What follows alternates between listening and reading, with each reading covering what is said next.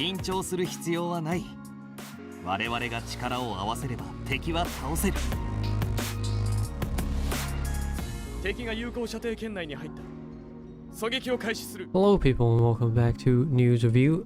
If my voice sounds a little weird, it's because I have a bit of a sore throat. However, this week's news is back to being a colossal size for some reason, with an insane amount of new cards, and I'll be going over all of them and giving info on how you can get them and whether you should get them as well. As the full news is very long, I won't bore you by presenting every single thing in the full news, so open up the patch notes, link in the description if you want to follow along, and let's get right into it before my throat decides to die. First off, there are two new cards coming in the era of Novelty Seal, being a new Tangbi and a new Leonard. Tangbi will be the main jackpot, while Leonard will be the sub-jackpot. This Tangbi will be Fire Dragon rather than the original Water Dragon. As a leader, he runs Fire Human and Dragon members, with a bias towards Fire Dragon and Fire Human members, which may limit his member pool since it's pretty specific conditions to meet. He also has a damage multiplier for direct damage. This relates to Leonard's skills, which I'll talk about a little bit later. For his team skill, he extends rune time by 5 seconds, ignore burning, everything has the effect of fire, all members attack times 4, and ignore puzzle shield, modify the runestones touched while moving into dragon runestones, and if they're in the columns below humans, they become human runestones instead. By dissolving water or fire runestones, fully recover HP at the end of each round, and when Tangbi is either in human or dragon mode, he will get sticky in human mode and damage received minus 70%, and in dragon mode he gets combo count plus 6, and at the end of the round turn the column below the leader into fire dragon runestones. This set of team skills can be activated when Tangbi is the leader, so only your leader needs to be Tangbi, your ally can be anyone. When he's in the team, he also just has the human and dragon mode naturally. When he is in human mode, and he turns the column below himself into enchanted runestones, and when he is in dragon mode, he gets attack times 2.5, just a bit of extra functionalities to the card. I find the flexibility to be quite good, although kind of complicated, since it allows you to choose between ignoring certain skills when the situation calls for it.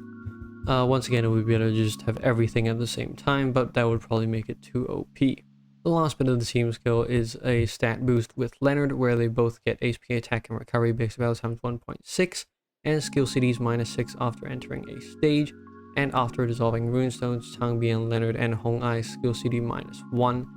So when Tangbi and Leonard are in the team together, their CD will reduce very rapidly.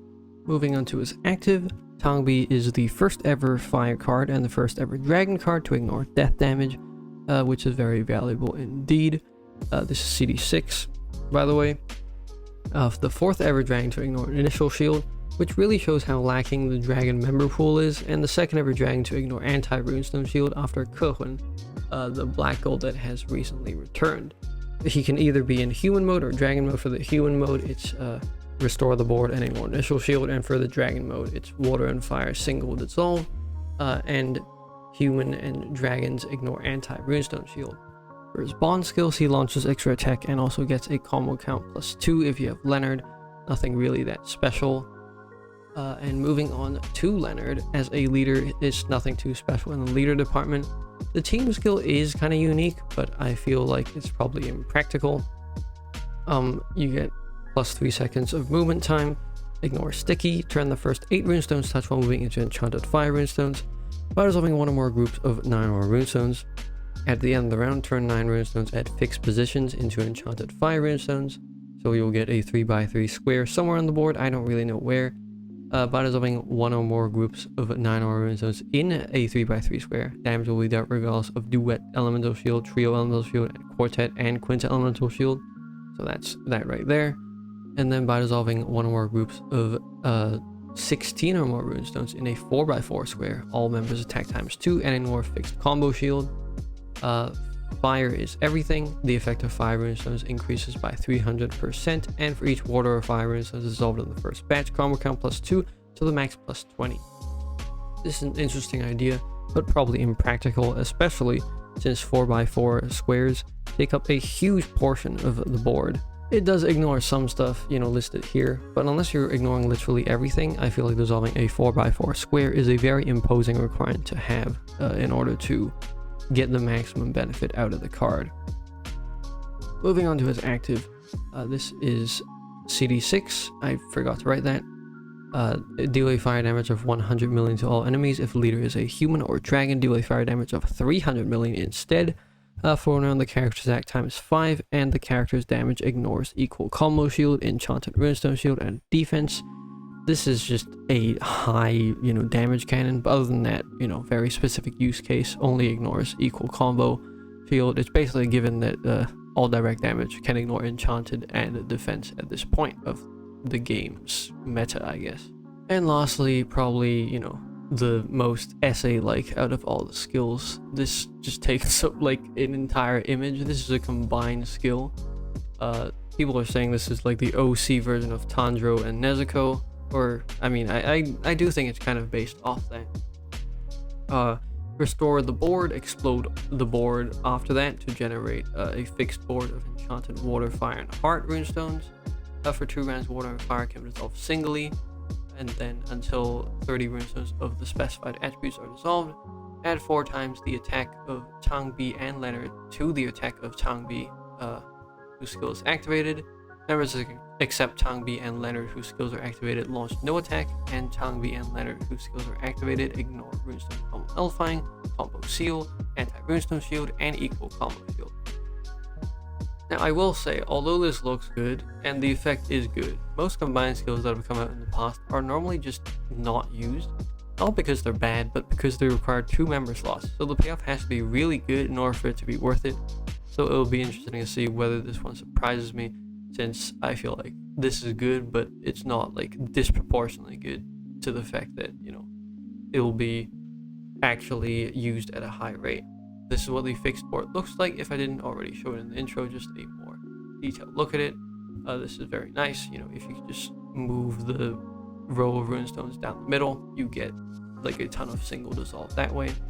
And there's also a new story chapter focusing on Cang and Leonard in the main story, volume 16. This is just, more free diamonds basically, unless you care about lore, in which case it's free diamonds and free lore.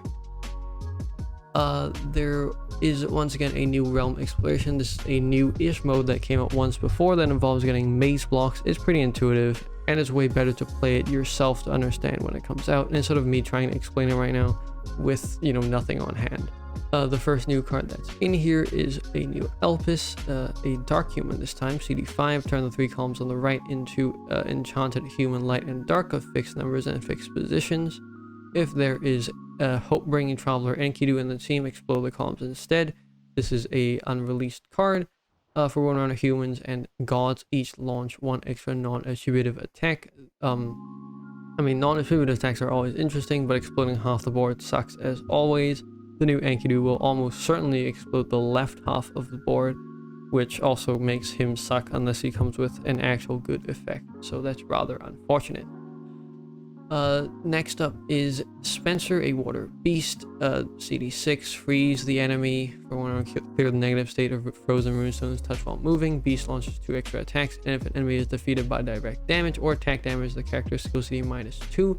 This is niche but also kind of repetitive. Many water beasts in the past already have freezing functionality. People are saying this is worse Metal Garurumon from Digimon, and I do have to agree. It's just like worse than the past water beast with similar functionality. But if you don't have that card, you can get one and see if it comes in handy in the future. Thirdly, we have Valanth, a Earth Elf, CD6. Elves enter a hyperstate for 2 rounds. For those 2 rounds, well, not those 2 rounds, for 2 rounds, only the first batch of runestones can be dissolved, so no stacking. If an enemy is defeated by initial direct damage or attack damage, the skill stays in play.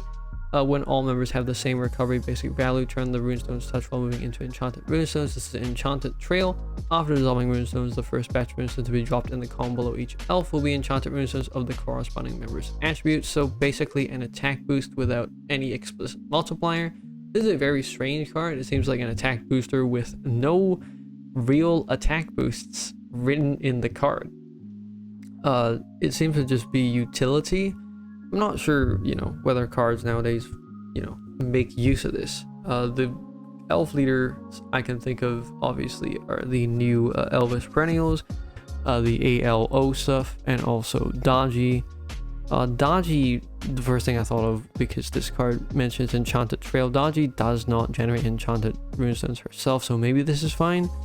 But just having not stacking like as a functionality and having that stay in play, because if you defeat an enemy, the skill stays in play and you can't turn it off at will. I feel like this card might be like way worse than you know, what the card says, because there's some situations where you just run into an enemy and you want to just be able to stack, but you can't turn this card off unless you know, don't defeat an enemy, and more often than not that just means taking a hit. Can elves like nowadays take a hit? Yes. Can they take 2 hits? That's a little more dubious, because it's for 2 rounds.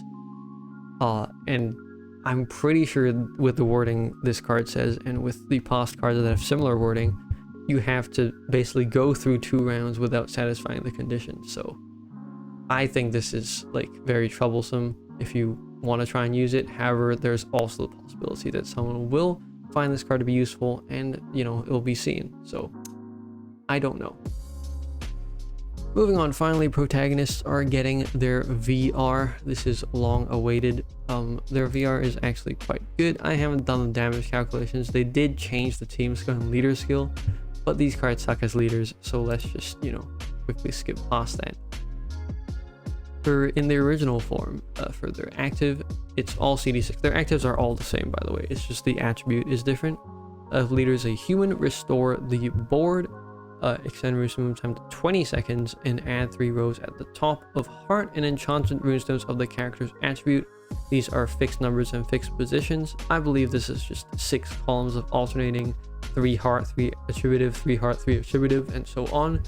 For 1 round, you get Human Trail, members of the character's attribute, attack times 2.5, and ignore equal combo shield. When 10 or more combos are made, the character's skill CD minus 3.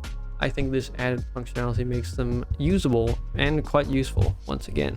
So I'm looking forward to these cards being used once again, since, you know, they are the OG like OP members, adding 3 rows on top, right? For their other form, this is a leader skill. If you want to read it, please pause here. This is a bro moment. This is just not good, I don't think. So let's just skip over that once again. In their other form, all the protagonists active also look pretty much the same, with the status on the enemy being different. It's all deal a whatever damage to 20 mil to all enemies, regardless of the defense and enchanted runestone shield. Put a status on the enemy for 1 round, and for 1 round all runestones possess 50% effect of the character's attribute, and the character's attribute runestones can be dissolved singly or in groups of 2 or more in the first batch. For Molly, it is Freeze, Ignite for Sean, Petrify for Duncan, Electrify for Nathaniel, and Eclipse for Endor. This is almost certainly a new status effect. This may or may not be just a one-off. I'm not sure why they would make a one-off, but I guess they ran out of, you know, status effects, and they didn't want to give like Venom to Endor, since there's not really like a good dark status effect in my memory anyway. But yeah, it'll be interesting to see whether these forms also get used. I think that the non-self-attribute runestones being dissolved singly is quite a useful skill. You can get a large amount of combos and attack off that way. Next up, we have an arena card, Vertra Dark Dragon, the first ever Dark Dragon to ignore Quinta Elemental Shield. For 1 round upon skill activation at the end of the round, modify all runestones to become Dragon runestones. Water and fire have 200% effect of Dark. After dissolving runestones in the columns below dragons, the first batch of runestones to be dropped will be water runestones, the second batch will be fire, and by dissolving water and fire, dragon damage will be dealt regardless of trio, quartet, and quinta elemental shield. This is maybe a possible hint for the skills of the Dark Dragon Black Gold, because I don't know why a dark card would relate to water and fire. It could just be one of those weird cards that Methead decides to design and then doesn't really relate to any leader in particular. That's also fine. You know, Dark Dragon is an established archetype, so it's good that they got this card as added functionality. This once again just shows how garbage the dragon members are.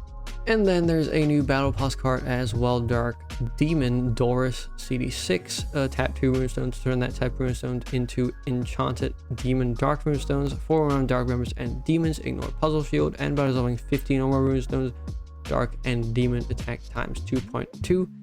The first ever Dark Demon, fourth ever Demon to ignore Puzzle Shield. Grab it. You know, you will probably grab it as you just advance up the battle pass. I think this is a relatively decent card. Finally, lastly, the Yanxis are coming back. This is the last return of Yanxis. After this, they are gone forever because Yanxi is no longer the spokesperson of Madhead.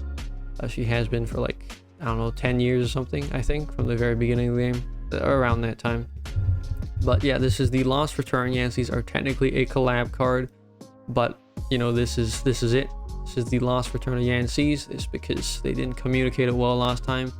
And yeah, I mean, I think people do deserve this last return, but please grab this because I think, you know, people will probably be using the Yanxi cards, at least some of them in the future. I certainly will. And, you know, it will just be a shame because these cards, this is it. You know, they're never coming back, even though they've come back for many times in the past. This is it. Here's a graphical representation of where to get each Yanxi.